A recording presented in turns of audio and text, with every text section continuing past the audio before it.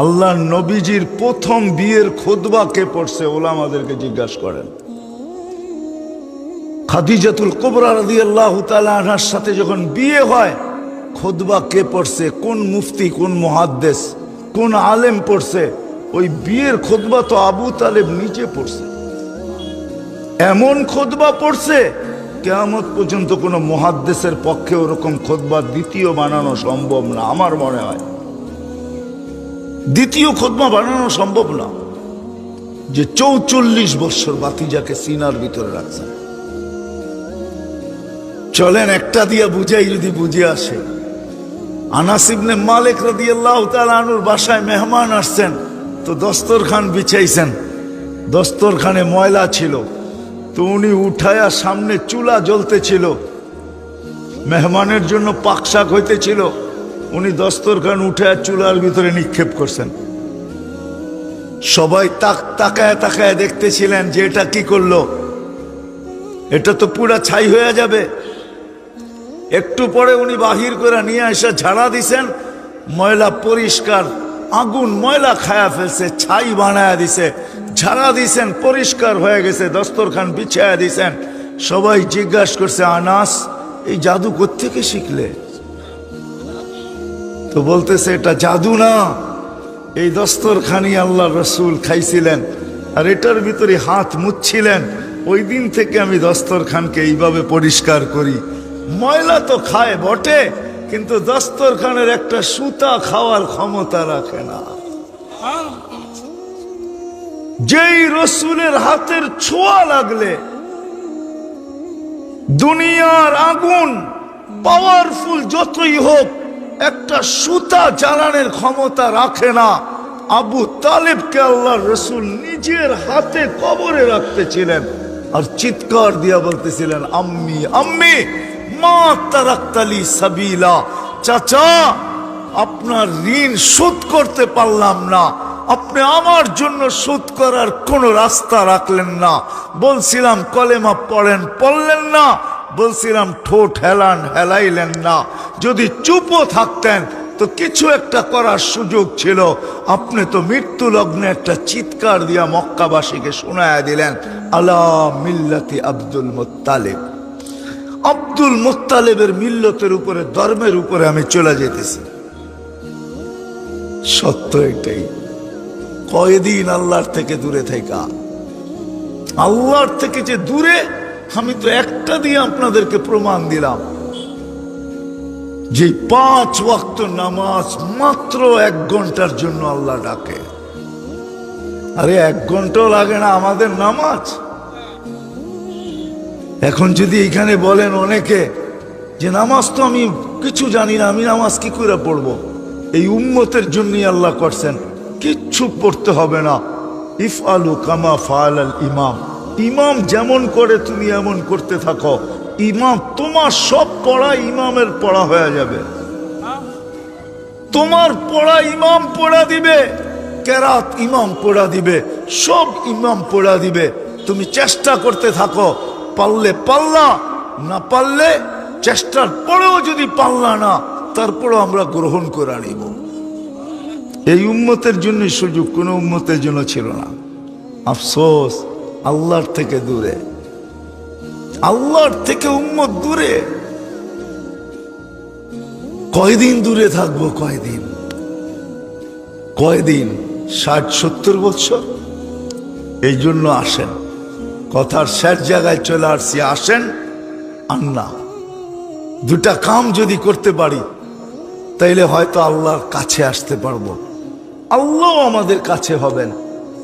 কারণ আল্লাহর ওয়াদা, আল্লাহর ওয়াদা দেখাবো, আল্লাহর ওয়াদা। আমি প্রথম কাজ যদি করতে পারি, প্রথম কাজ যদি করতে পারি, এই মজমা যদি আজকে বা যেই পর্যন্ত আওয়াজ যায়, যে কান পাইতা শুনতেছে, সে যদি আজকের থেকে, এই মুহূর্তের থেকে হাত উঠায় আল্লাহকে বলে যে মালিক আমি পিছনের জন্য তওবা করলাম, কি রাজি? কে কে রাজি দেখি যে আমি তওবা করলাম? বলেন মুখে, মনের ঠিক আছে তওবা করলাম, আল্লাহ কবুল করুক। এতটুকুই যথেষ্ট। কেন আল্লাহ ওয়াদা করতেছে ফাইন তাবু ফানা হাবিবুকুম, তুমি ইউটার্ন নিতে দেরি, ঘুরেই দেখবে আমি বন্ধু হিসাবে দাঁড়ায় আছি। ফাইন তাবু ফানা হাবিবুহুম,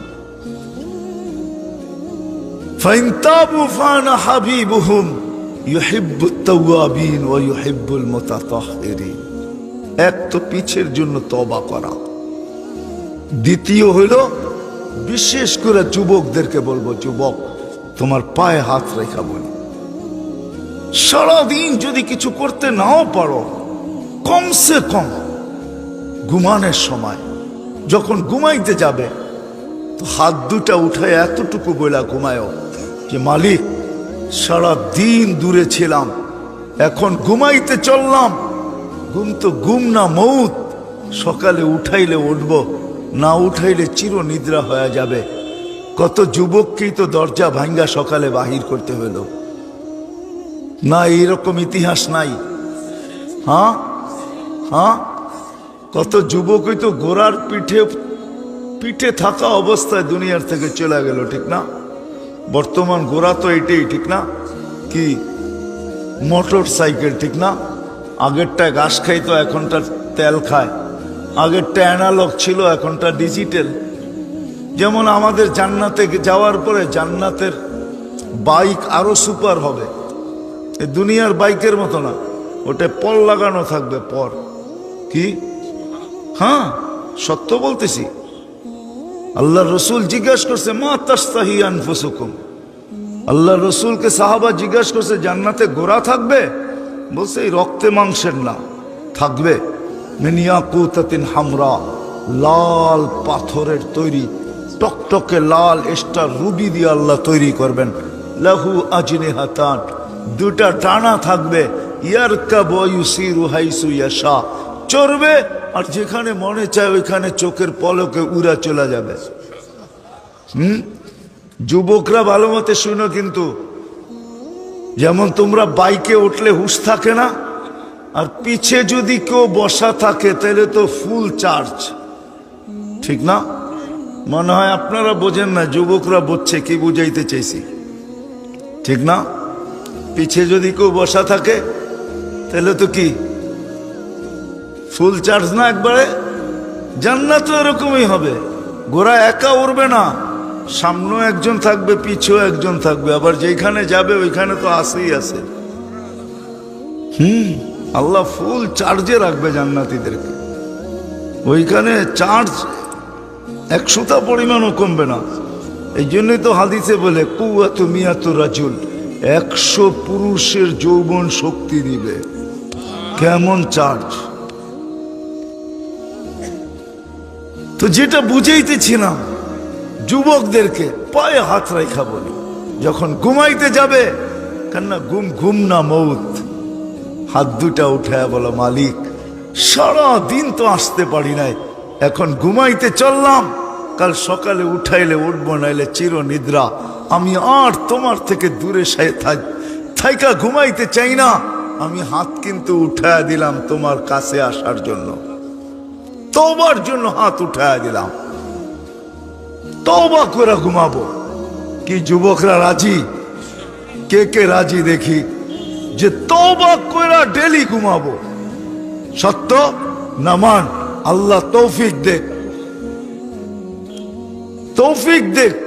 কোরআন বলে ইয়া কওম ইস্তাগফিরু রাব্বাকুম ইন্নাহু কানা গাফফারা, মান লাযিমাল ইস্তিগফার। শয়তানকে যখন আল্লাহ বিতাড়িত করেন তো শয়তান আরো চেতে গেছিল, তো শয়তান আল্লাহকে বলতেছিল, বিতাড়িত করলেন, 1,85,000 বছর ইবাদত করলাম, তারপরও বিতাড়িত, চলে যখন যেতেই হবে তো কিয়ামতের সকাল পর্যন্ত আমাকে সুযোগ দেন। আল্লাহ বলে কেন? আপনার সব বান্দা গুমরা করে দেব। তো ফেরেশতারা বলে আল্লাহ একে সুযোগ দিয়েন না। তো আল্লাহ বলে যা, তোকে সুযোগ দিলাম। তো ফেরেশতাদের চিৎকার বাহির হয়েছে, আমরা না করলাম, ওইখানে বা করলাম মানুষ বানায়েন না, তাও শুনলেন না, এইখানে না করলাম, ওকে কিয়ামতের সকাল পর্যন্ত সুযোগ দিয়েন না, তাও শুনলেন না। তা আল্লাহ বলে শোনো, আমি ইস্তেগফার নাজেল করলাম, উম্মত যখন ইস্তেগফার করবে তখনই আমি মাফ করব। মা সালা ইস্তাগফির ফাগফির। আর তৃতীয় কথা, তৃতীয় ওয়াদা, আজকের থেকে কোনো অবস্থায় নামাজ ছাড়ব না। ওয়াদা। যুবকরা কি বলে মনে থাকবে? দিলে গাথো, আজকের থেকে আর কোনো অবস্থায় নামাজ ছাড়ব না। আল্লাহ কবুল করো। এই তিনটা জিনিস যদি করতে পারি, কসম খোদার, আমরাও আল্লাহর কাছে হয়ে যাব, আল্লাহও আমাদের কাছে হয়ে যাবে। আজকে যেরকম দূরে, আল্লাহও দূরে, আমরাও দূরে। আল্লাহকে দূর করে দিছি তো দূরে হয়ে গেছে, অথচ উচিত ছিল সব সময় আল্লাহর কাছে থাকা। এই তিন জিনিস যে করবে সে সব সময় আল্লাহর কাছে থাকবে। আর আল্লাহকেও কাছে করার উচিত ছিল, কেননা সমস্ত সমস্যার সমাধান ওনার হাতে, আমাদের কাছে না। আর এটাই আল্লাহর ওয়াদা, আমাকে যদি কাছে করো তো সমস্ত সমস্যার সমাধান আমি করে দিব।